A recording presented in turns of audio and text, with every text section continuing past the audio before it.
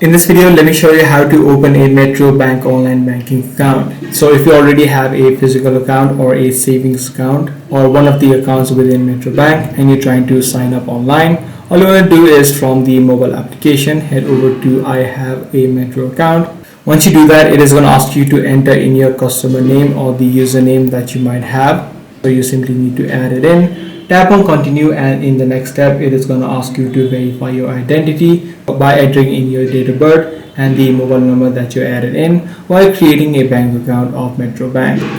Lastly, in the next step, it is going to send you a OTP to your registered phone number, and once you do, you'll get a section of creating a username and a password. So once your username and password has been successfully created, you can head back to your login page and then simply add in your credentials to log into your online banking. So that's pretty much all there is to it. If this video was helpful to you, be sure to subscribe. I'm going to see you in the next one.